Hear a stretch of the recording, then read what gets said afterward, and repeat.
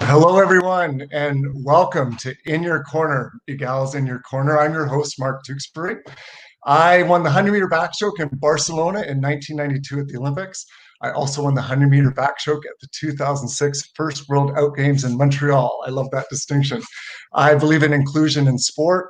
I'm past chair of Special Olympics. I've been on that board for close to 12 years, and I'm also a director of the Canadian Olympic Committee. And I'm thrilled to be with you tonight. In Your Corner is a bi-weekly virtual series on LGBTQI2S inclusion in sport and also the effects of COVID-19 on our sports communities. Head to egal.ca/inyourcorner for more information and to watch past episodes. So tonight I'm super excited. This is a really fun episode because we're just in time for LGBTQI2S History Month.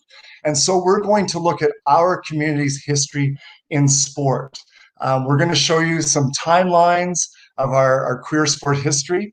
We're going to be joined by an amazing guest, Eric Radford. I'm super excited to talk with him about this because he's actually part of this history.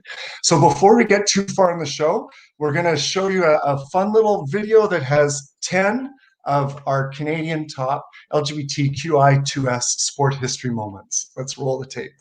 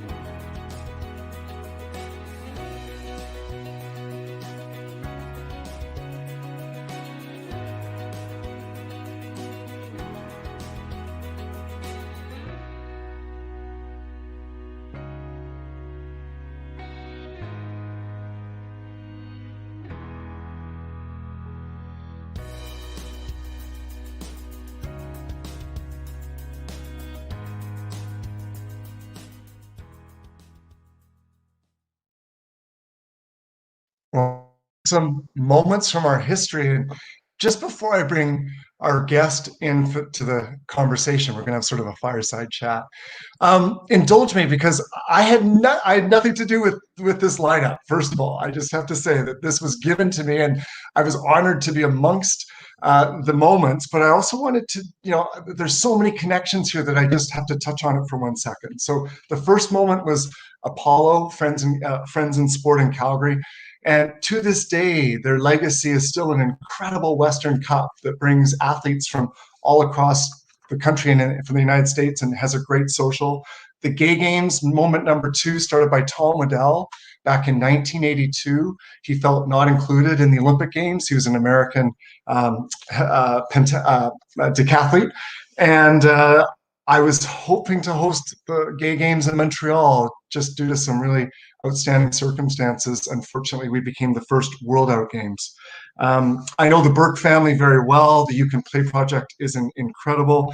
I was the chef de mission for the London Olympic team, and so I don't know Quinn, but I know some of their teammates, and that team was really exceptional. I'm so glad they created the environment for Quinn to be able to come out. That was extraordinary to see this year.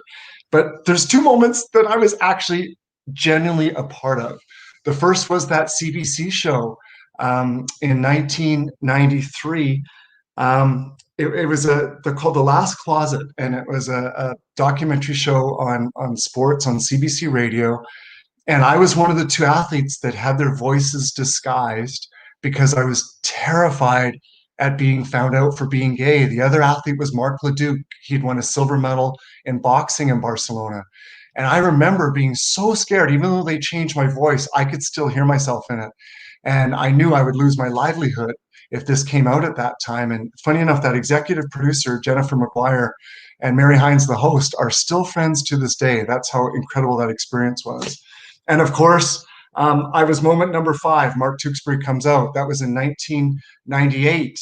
And it was a big decision. I was part of the sport leadership at that time, no longer an athlete, but the world was still a pretty different place. It was pre Ellen, it was pre Will and Grace, it was pre George Michael coming out.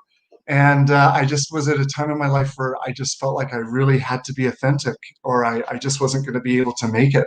There were so many rumors back in those days of people that probably were gay, or these sort of code words like Friends of Dorothy. And we all knew that Jodie Foster probably was a lesbian, but she never spoke about it. Even Liberace wasn't coming out back in those days. So it was just a different era entirely. But for a long time after the Olympics in Barcelona in 1992, I wondered why I couldn't come out then. Like, why didn't I use that platform at the press conference after winning a gold medal at the Olympics to say, hey, I'm gay? And I was kind of really frustrated with myself sometimes for not being brave enough or bold enough to make that statement then. But I forget what it was like back in 1992. Really do. The environment, politically, the climate, no one was speaking about these things. And it was maybe only many, many years later when I actually saw our guest, Eric Radford, win gold in Pyeongchang. And when they said he was the first openly gay man at the Winter Olympics to win a gold medal, and I was like, wow, maybe I was just like 26 years too early. I wasn't ready. And I don't think the world was ready, probably. But here we are tonight, this amazing show.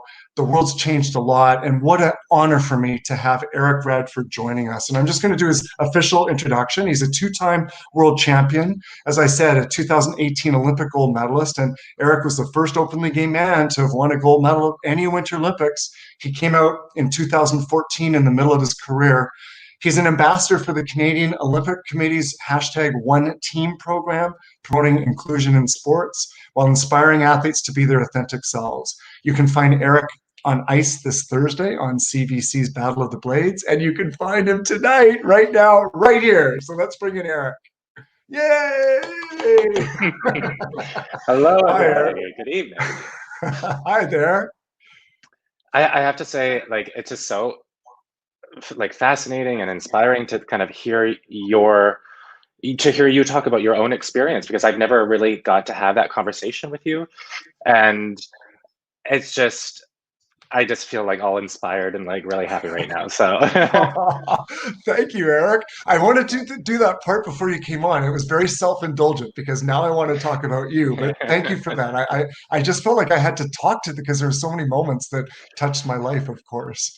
Well, I know that you're going to start asking me questions, but I just have to say, like, I mean, your bravery was like the catalyst, and it set off a wave and a ripple, and was the beginning of, the part of the change of why, and what allowed me to feel comfortable enough to be able to, be myself as well. So on that level, I just want to say thank you very much. Oh, thanks, Eric. And enough about me, but I appreciate it very, very much. So let's talk about you, moment number 8. So I was going to ask, which of these moments, but you're one of them. So talk about what that was like in Pyeongchang. I mean, and if anybody's heard me like talk about it before, I didn't even realize it until I read about it afterwards. And as you were kind of talking about it now, to think, like, as I was standing up there, I was like the first like openly gay person to be standing on the podium and like singing the anthem and everything. It feels so cool. It's like, wow, like that was I was the first one, you know. And Yeah. I overall, I feel so proud. I feel very lucky. You know, I worked my ass off to be able to be a part of that moment. So, you know, it wasn't something that was just, you know, kind of came along very easily, but um, I feel very honored, and I feel very lucky to kind of be a part of history in that way. I wonder who figured that out because I was the same. It was like I probably read it the same time you read it in an article or something, and I was like, Yeah. "Wow!" And I love two things about it. I love that you were on that podium with your team. It was like that amazing team collective effort, and there was a silver medalist that was also openly gay from America, Adam. So all sorts of Yeah. cool things going on in that podium. Yeah, I know. It was really cool. And me and Adam, we had a little moment backstage afterwards, and we took a couple photos, and we were just like, isn't this cool? Like, two openly gay guys, we get to go stand up on the podium together. It was really fun. So, what a marked contrast from 2014, where Sochi and Russia was just, I mean, it was a very difficult time to be part of the LGBTQI2S community going into those games. And Eric, you came out around that period. I think it became somewhat of a catalyst for athletes and their sexuality, maybe to realize the importance of declaring. Yeah, you know, I was given the opportunity to come out just before going to Sochi, and with like just so many different factors. You know what I mean? It was my first Olympics. The very like volatile and uncertain political climate around LGBT rights at the Olympics. And I just felt like it wasn't the right time, and it wouldn't be the most effective time to come out because, you know, at the Olympics, there's so many stories that are happening like every 10 to 15 minutes. And actually, I believe that there was a Dutch speed skater who I think I don't know if she was out at the time, but she ended up winning a medal. And so there, you know, there was some representation there. But you know, after that, I think I sort of Megan and I hit our stride on the ice, which allowed me to feel more at peace with myself and ready to tell that part of my story off the ice. I'm going to jump to the idea of representation because it's, you know, it's funny to, for me, I was like, I'm never going to talk publicly about such a private matter. Like, there's just no way. And then there came a point where I was like, well, if I don't, if not me, then who? If I don't do this, you know, and we can remain invisible. And I was frustrated, as I say, there's some very big celebrities that weren't coming out, and I just thought I don't want to be that. I don't want to look back and feel like I compromised myself through this process. But at the same time, it's a step, right? It's an awkward thing, not awkward, but it's yeah. And I do remember feeling like beforehand, like, well, why do I even need to tell anybody? Like everybody around me, like in, you know, my friends and my family, they already knew. And you know, it's not supposed to be a big deal, so like why would I treat it like a big deal? But it does need to be treated like a big deal in order for that sort of general societal view on sexuality and, you know, LGBTQ IS issues, like in general. That's what it takes. And you know, after I told my story and I saw how effective it was and how meaningful it was for people I had never met, it made me realize just how important and profound that story and, you know, just telling it can be, and how powerful it can be. Isn't that amazing? Like that's 26 years and it's still creating that kind of ripple. This, you know, I think people, when I came out in 98, the sports reporters were just beside themselves. They're like, Mark, why do you have to talk about this?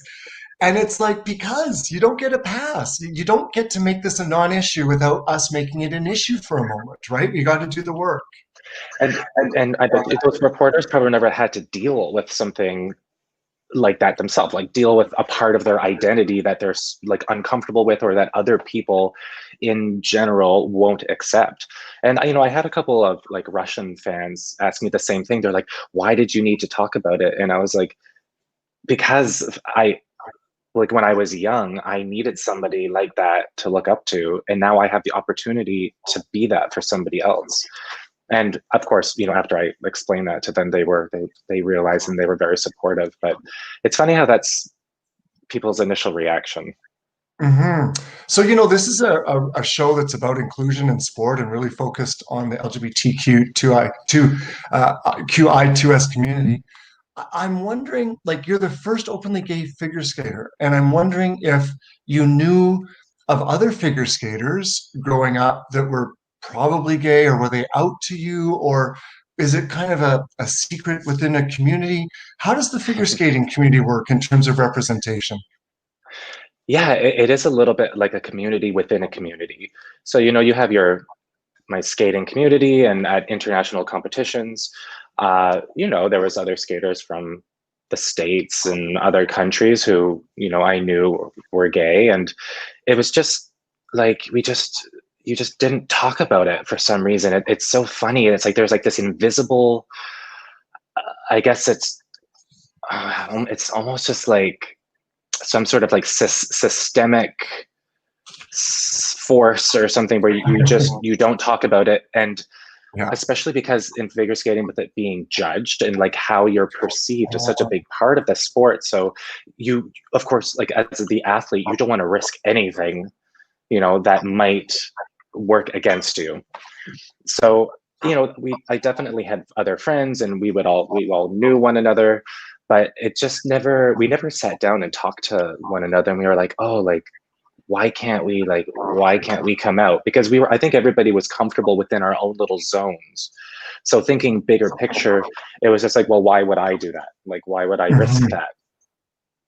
I had a moment in 1986. I was at the World Championships, and Greg Louganis walked down the pool deck, and he was like such a hero of mine. And I heard everyone thought Greg was gay, and we heard the rumors, and I kick myself for not being brave enough to go up and say, hi, Greg, and I'm so lucky that over the past number of years, I've gotten to know Greg and told him that story, and we're friendly with each other, and I've kind of righted the wrong.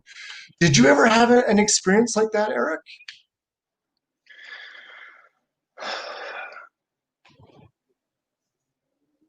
I mean, I had not the same where I got to meet somebody and I never got to talk to them, but when I initially decided not to come out before 2014, and a part of it was to do with my parents as well. I had made the decision that I was gonna come out before the Olympics, and when I told my parents about it, my parents have always been like supportive of every decision I've made, and they were genuinely like, please don't do this. They were worried for my safety, and I don't think they were worried about how it would be perceived. I think they were like proud of me in that regard, but they were really worried about my safety being in a foreign country. And I remember I was sitting in my car, and I actually like broke down crying because I felt like a coward. I felt like I was taking the easy road or something like that. And so I had a little bit, like, had some regret, had a big regret in that particular moment. Every member of our community who has been in that car and felt that way, raise your hand up, because I had a similar car experience. So you're not alone, Eric. And it's a tough road. And I really believe like you did the right thing, because right before a major Olympics, a shift in Missile, I would have told you, like, don't change anything in your life that drastic, because you don't know how that's going to affect you. So I think you did the right thing. And look, you ended up number 8 on the list of sports moments. So there you go. Listen, is there anybody you think of that is missing from this list, or people that have inspired you? Um, I mean, like Rudy Galindo was somebody who was just so unabashedly himself in the way he performed. He didn't really come out publicly, like he didn't say it during his career. He came out publicly after his career, but He I mean, didn't need to say it. Let's face it, Eric. he didn't need to say it. I don't know if I'm being uncouth or whatever, but when I look back at his performances, and I mean, he brought every audience to its feet. He had everybody clapping along with him all the time. Uh, it was such a just like a super stimulating he was such a stimulating performer, you know, and that takes like guts and just pure energy and personality. And you know, watching him and seeing him do that and be comfortable with himself to that degree is something that again, you know, affected me and made me and sort of paved the way for my own way towards my own coming out. Cool. Yeah, for me, the American track would include like I watched Billie Jean King and Martina Navratilova, who she opened the first World Out Games with me in Montreal in 2006. It was amazing, and I was in awe. And of course, Greg Louganis. I mean, he was a huge groundbreaker. I think of Brian Orser. You know, Brian as a Canadian. Yes, I'll throw that one to you. you know, so I have a story. I had just moved away from home, so I was 13. I was living in Kenora, Ontario, and I went to for a piano lesson, and my piano teacher was like, "So, do you think that figure skater is gay?" And I was like, "Who?" He was like, "Brian Orser. There's like this rumor that he's gay," and it was like in the news, and it was like this huge deal that he like might be gay, and it just blows my mind like that's the way it was, you know. And now, and like in a relatively short amount of time, you know, like in a way, like how drastically things have changed. Thank goodness. I know. It's It's incredible. yeah. And you're part of it. That's another cool thing. This is the history milestones. I also want to give a shout out to Kristen Worley.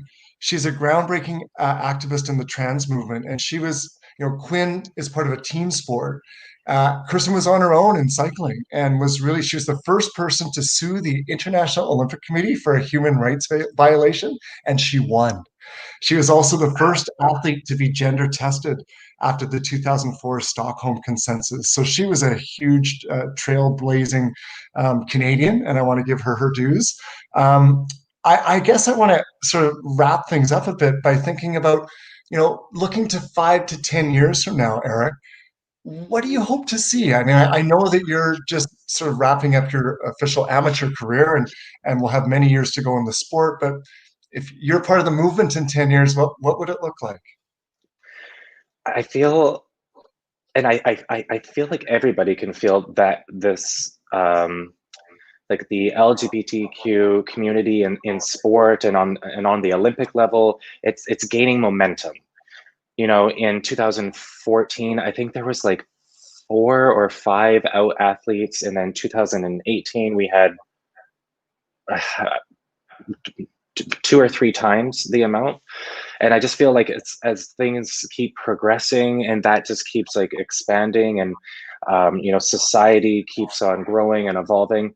I hope that we get to that point where, you know, whether you're gay is just not a question, and it's questions about you know, how do you spend your time at home? What did you do this summer?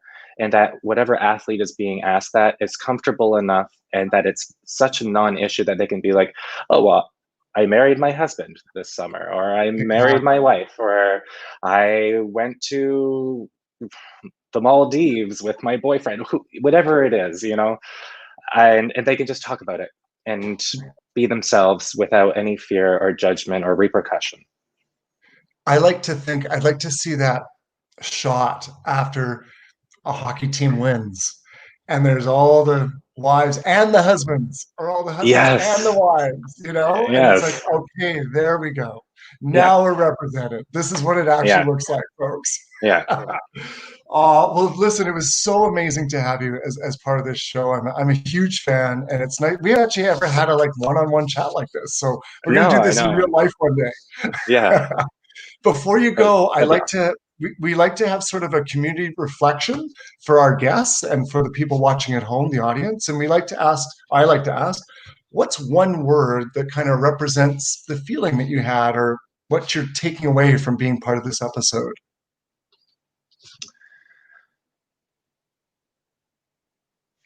It's maybe it's too simple, but I just feel like light and happy. I love it. You're so thoughtful, Eric, by the way. I love how you're very thoughtful. I'm going to say inspired Inspired History. I'm going to take 2 since Ah, you took 2. Like, very nice. you're I was like, I following can't do me. it in just one.